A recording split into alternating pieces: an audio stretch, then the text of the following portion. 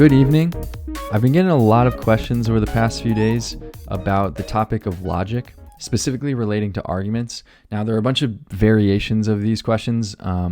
So what I'm going to try to do in this video is tackle all of them with a kind of broader, more general question, and that is, what is an argument? Now, I should note before we jump into this, I'm specifically going to take the perspective of a mathematician here or a logician here. If you ask a philosopher or an English professor this same question, you might get variations of this answer. But if we're talking mathematically speaking, in essence, an argument is just going to be a series of statements that lead to some conclusion. What do I mean by that? Well, for example, we might take a series of statements like, if the sun comes up, then the sky will be blue. And the sun came up, therefore the sky was blue. And this would be an example of an argument, right? Because here, if the sun comes up, then the sky will be blue. And the sun came up. These are a series of statements that ultimately lead to the conclusion that the sky was in fact blue. Now, we call this series of statements the premises, and we call this final statement the conclusion.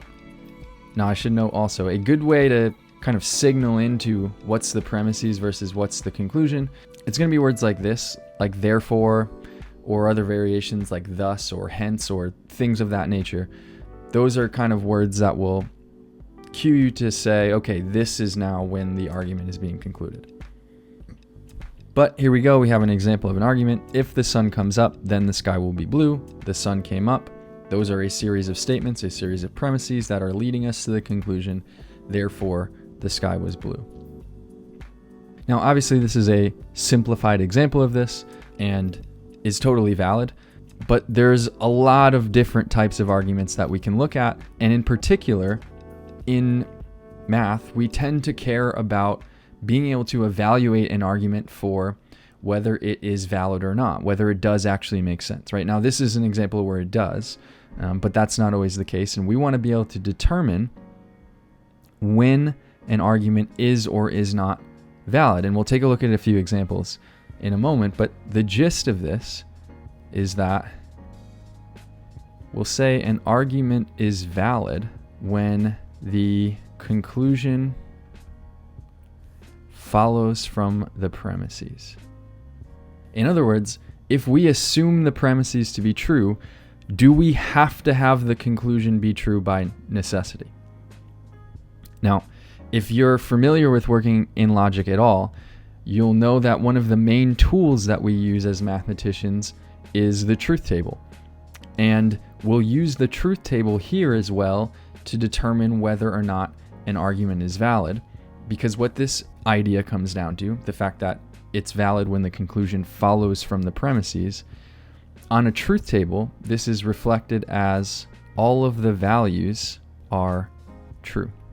Let's take a look at an argument and see if we can evaluate whether it is valid or not by using a truth table. I'll give you an example of what this is like.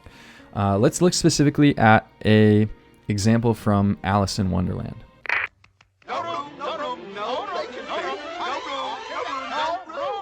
I thought there was plenty of room. But it's very rude to sit down without being invited. I'll say it's rude. Now, if you're paying close attention to that clip, you may have caught the specific argument that was being made. There were a few premises. First, if you sit down without an invitation, you're rude. Second, we saw Alice sit down. Alice sat down, we should say.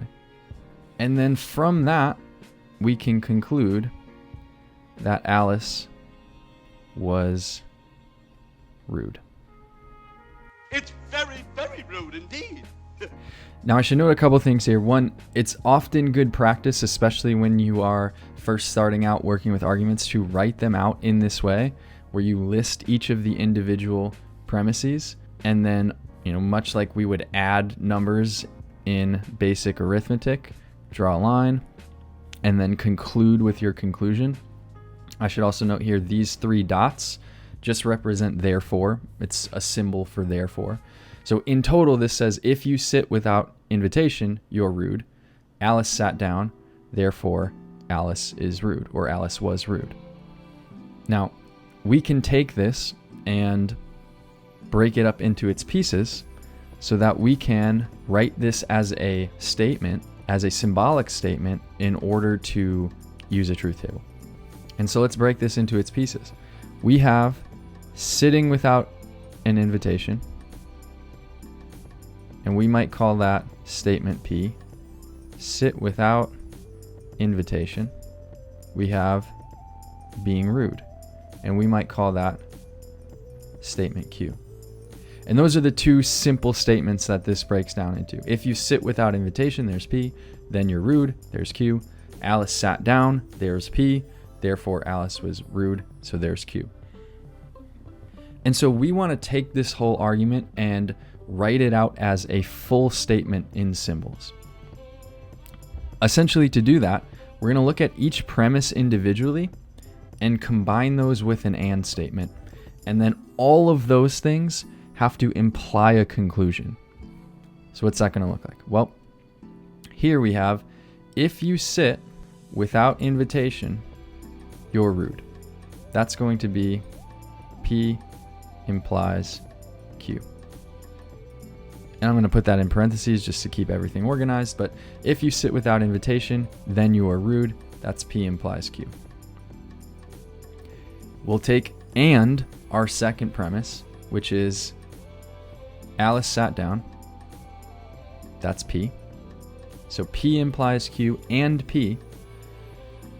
And then the whole idea of an argument is that all of our premises taken together have to lead to our conclusion.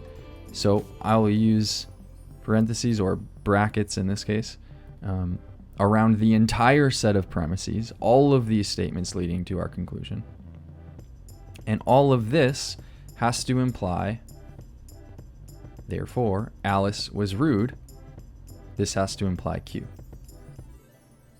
Okay, and so what we've done here is we've taken our argument from English and we've broken it down into its key pieces, its key simple statements, and we've reconstructed it in symbols as a statement that we can evaluate with a truth table. And so let's actually see how that would work. So I've got our truth table. We set it up as you always would. Now, if you're not familiar with truth tables, I will maybe go into that in a little bit more detail in another video. But from now on, I'm going to operate under the assumption that you have seen these before. We'll set this up as we always do with P and Q, true, true, true, false, false, true, false, false, the 4 different possible cases. And then one at a time, we'll look at each of these parts, starting from the furthest inside the parentheses and working our way out through order of operations like we usually would. And we'll build out a truth table. So we've got P, we've got Q. Inside the parentheses here, we have P, then Q. And so we can look at P, then Q next. Now, if you're familiar with your truth tables, you would know that a conditional statement is always true except in the second case where we go from true to false. And so this will be true, false, true, true. We can take this one step out further and say, we'll look at P, then Q, P, then Q, and P. I'll just make sure I get my parentheses right here. P, then Q, and P, everything that's inside of this bracket. And if you know your truth tables well, you'll know that an and statement, such as this one, is only true when both of the two simple statements are true. So here we're comparing this column with our first column P. And when we do that, we can see in the first case, we have true and true. So the and statement will be true. In the second case, we have true and false, so that's no good. False, true, that's also no good. False, true, that's also no good. And so we have true, false, false, false. Now we can build that all the way out to our final statement. If we take, and I'll just label this here to make my writing a little bit easier, I'll call this column A. A represents all of our premises. And so in our final column, we can write A implies Q. All of our premises imply our conclusion. And just like before, whenever you have a conditional statement, this will always be true, except in the case of true implying false. And so here, if we look at this entire set of premises and how it compares to Q, we have true to true, which is true. We have false to false, which is true. We have false to true, which is true. And we have false to false, which is also true. Now, what you'll notice here is that every single value here is true. Right? And that's what we said before. An argument is valid when the conclusion follows from the premises. In other words, if we assume the premises to be true, then all of the values are going to be true on the truth table. And that's what we have. We have all of the values true in our truth table. And so because we have all of the values true, we would say this argument is valid. Very, very, very rude indeed. And in particular, this type of argument is called direct reasoning. Now, not every argument that we look at is going to be valid, so let's take a look at an example of one that is not. Let's say we were considering the premises: if your arm is broken, then you'll wear a cast. Your arm is not broken, therefore you won't need to wear a cast. And this might seem like it sort of makes sense on the surface at first, but we'll see as we go, there is actually a catch to this one. This is actually not a valid argument. And we can determine that mathematically in the same way we did on the last one, by breaking this down into its simple statements, writing the arguments symbolically, and then using that symbolic statement to create a truth table. And so let's break this down into pieces. We could call P, for instance, your arm is broken. And we could call Q, you'll wear a cast. And these are kind of the two basic pieces of this argument, right? If P, then Q, plus not P, then not Q, right? And that's what we're going to see here as we write this statement out.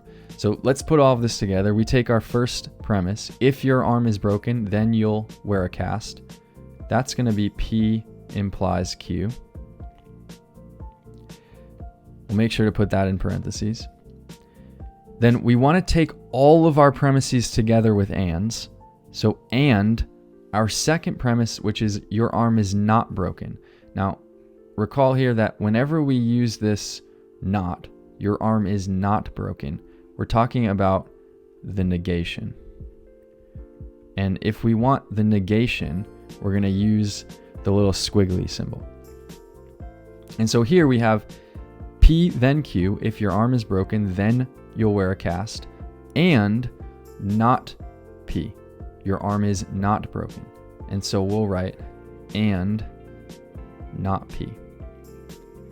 Now, we want to take all of these premises together, right? An argument is a series of all of the premises that lead to the conclusion. So we'll take all of this together. I'll put brackets around this whole thing. And the idea is that all of this is supposed to imply that you won't wear a cast, or you will not wear a cast. So again, here we're going to need the negation symbol, and this will be not Q. So we have in total, if your arm is broken, then you'll wear a cast, and your arm is not broken, therefore you won't wear a cast. And so let's take a look at this one on a truth table as well to see the difference at the end and how this will reflect the fact that this argument is not valid.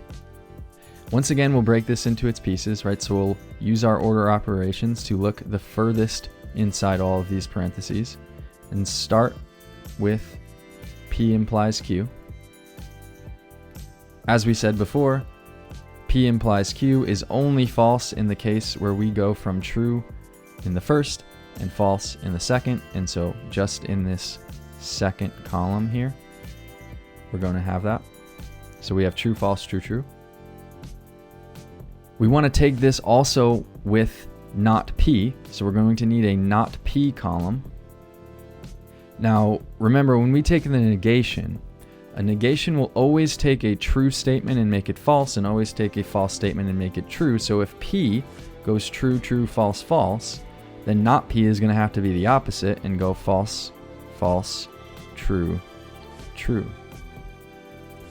Now, if we combine these together, we'll want to take this column and this column, and we'll drop that here. P implies Q and not P. And statements are true when both of the simple statements are true. And so true, false will give us false. False, false will give us false. True, true will give us true. And true, true will give us true. Now here we also have not Q for our conclusion. So we'll need one more column here for not Q. Again, this is going to be the opposite of the column for Q. So if Q goes true, false, this will go false, true, false, true.